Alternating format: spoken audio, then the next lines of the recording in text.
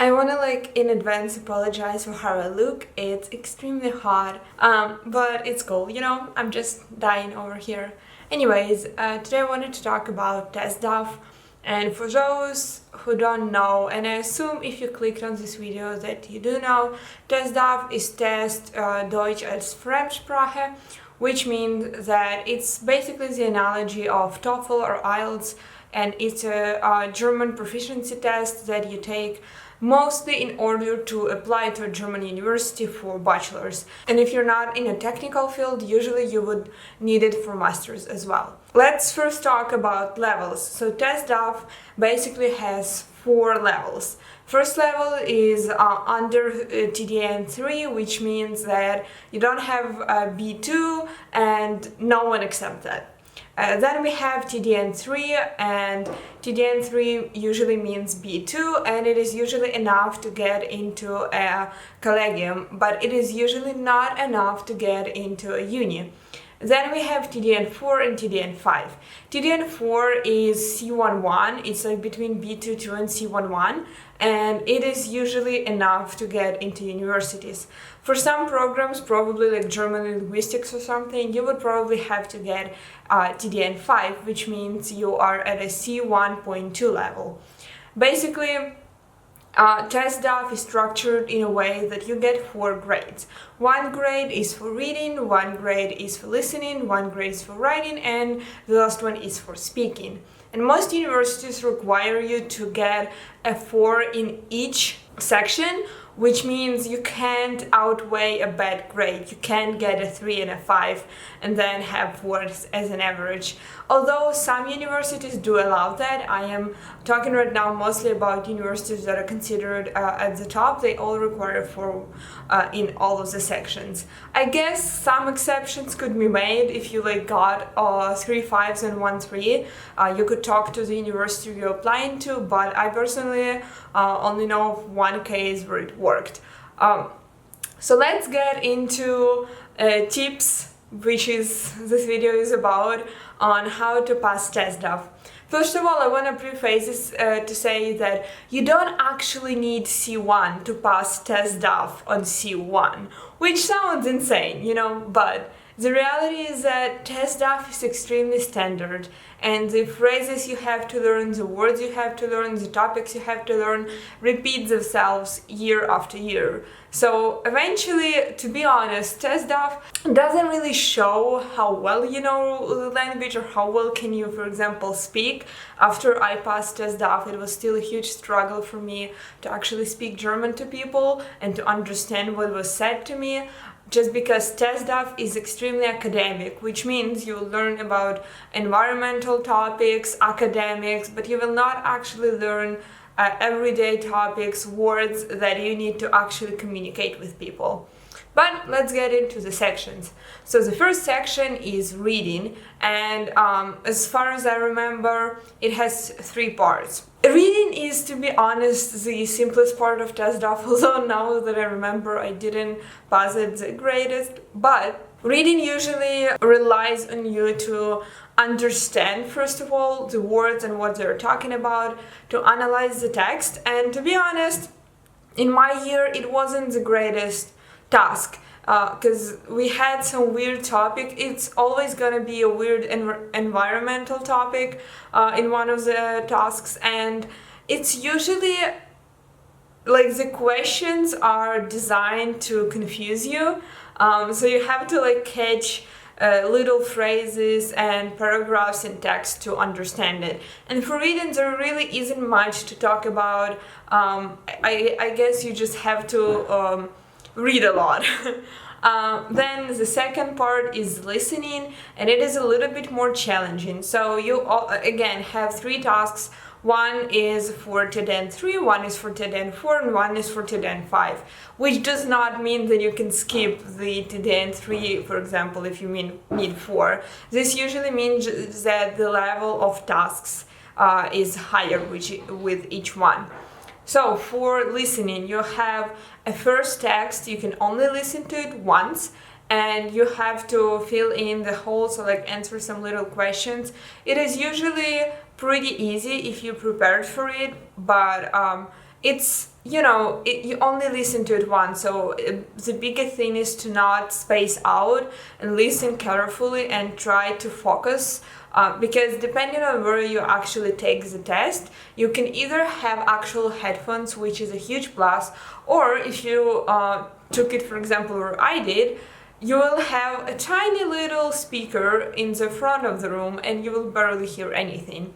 So that's, not good. The second part you have is for TED-4, and the biggest plus about it is a yes or no type of question. So even if you don't know the answer, there's a 50% chance that you'll guess it, which I guess what happened for me, because for us, the TED-4 task for listening was actually harder than TED-5, and honestly, I just guessed half of the answers and I got a 5 in the end. So I guess, it was right. But usually in the yes and no questions, sometimes you can deduct from previous questions and answers which is the right one, and you get to listen to this text twice. So you have a chance to fix your answers or listen more carefully. But usually these texts are a little bit business-like. So it's not usually that hard, but ours was just kind of weird. And then in the fifth part you have Teil, which is German word. And in the fifth part you have again some kind of conversation or something. It's pretty much the same as level 3, except it's harder grammatically and the words are harder and the answers are a little bit longer, but you get to listen to it twice, and that helps tremendously. And sometimes the answer will tell you to answer only one thing, and what I did, and I guess that was a risk, but I wrote a few things just in case. I guess, again, that worked. So that was listening. So reading and listening are usually the easy parts for most people, and that's where people get the highest grades. Then we get to writing, and that is something that I came to hate during my prep for Testdaf. So in the writing, you have to describe a graph. You have to describe it, analyze it, and give your thoughts about it. And usually it is connected to some kind of social issue. For example, in my year, we had to, there was a graph about how many nannies are in German Kitas and that are male, and we had to analyze the graph and give our thoughts about it. And the biggest thing here is that even when you don't have a tutor, you have to find someone who can check your texts. You basically have to get any book that prepares for Testdaf, which I'll speak in the general tips section of this video. But you have to get a book and just see all of the tasks for writing. There are free sample tasks on the Testdaf website, but you have to get someone to check them. However, writing text is usually not that hard. What basically happens, you have to memorize a bunch of phrases that you'll use constantly while describing graphs, and over the months you'll get so tired of these phrases they will be ingrained in your brain. I still remember half of the stuff I had to learn for Testdaf in terms of describing graphs. But this is a section where you get a chance to really learn how to write, and I would say that this is the only section of Testdaf that actually helped me.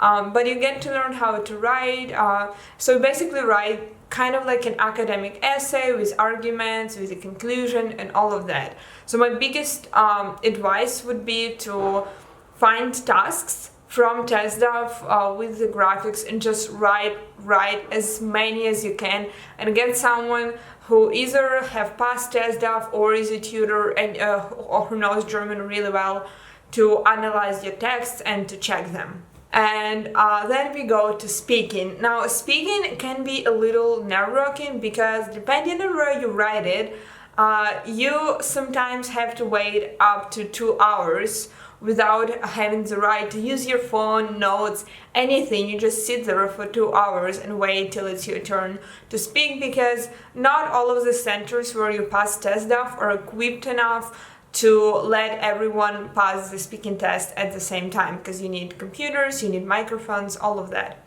So you talk to a machine, first of all. That is important to remember, and I feel that for me personally it eliminates the fear and anxiety I have when speaking to an actual person who can hear my mistakes and who I can see that they heard my mistakes. So speaking to a computer helps. Now the task is it's like kind of weird. So there are 7 tasks. One of them no one actually checks, and it is considered a warm-up. And then you have 2 tasks for TDN3, 2 tasks for TDN4, and 2 tasks for TDN5, and they are all standard, so you'll always have the same type of tasks. They'll probably be on different topics, but in end effect, everything is on the same, has the same structure. So the first task you can kind of ignore, you still have to speak, but it's just like telling something about yourself, I think. The 2 most important tasks are again graphs, which is nice. So for TDN4 you have to just describe a graph as you would do in a writing section, and for TDN5 you have to actually analyze it without describing it, which was a huge problem for me when I started with speaking, because I just slipped back into saying numbers and comparing them and all of that, and you don't actually need that in that task. Again, for speaking, please just get the books, get the tasks, time yourself. Each task has different time. Some you have 90 seconds for, some you have 60 seconds for, some you have 30 seconds for, and for all of them you have also time to prepare the answer. And I'm gonna say this right now, I'm not sure if it's just my center that did it, but you actually in reality have more time to prepare the answers than it is said in the tasks, because they give you the notebooks before you press play and listen to the instructions. And the instructions are so simple that you literally have about 3-4 extra minutes while the instructions are in your headphones in the background. You literally have 3-4 minutes to see all of the tasks and like think about your answers. I even had time to take some notes on them, so that was extremely helpful. Now the trick with speaking is that it's important to know that first they listen to the tasks that are for TDN5. If they determine from these 2 tasks that you have TDN5, they don't listen further, which I think is extremely important. When I went to pass Testdaf, I was nowhere near TDN5 level, but I mostly, because I was so bad at it, I was mostly training for TDN5 tasks, and in the end, I did them pretty well. I did all of the TDN5 tasks much better than TDN4 and TDN3, and I got a 5, which means that they basically just listened to the 2 tasks that were for the 5th level and then didn't listen further. So always aim to nail the hardest tasks, so that even if you screw up a little bit in the tasks on lower levels, they don't even get to it. They just give you the better grade.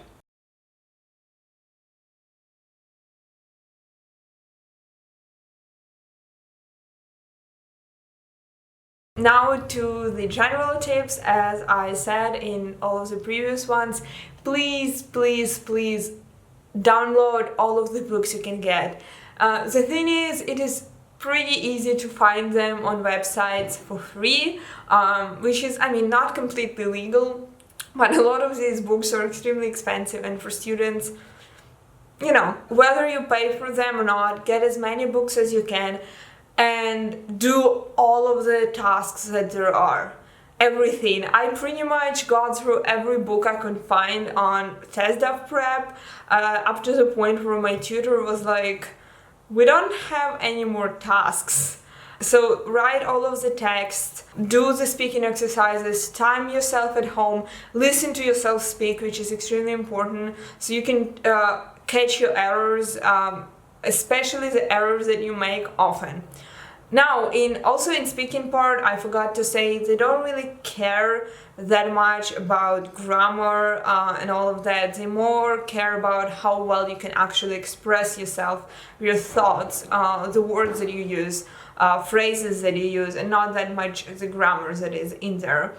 Always read how Testdaf is graded. I'm pretty sure it is on their website. And yeah, in general, just do as many practice tests as you can so you get a hang of it and it's not something new to you. Because, to be honest, because it's like such a standard test, if you do enough tasks, even if you don't have the needed level, you'll pass it.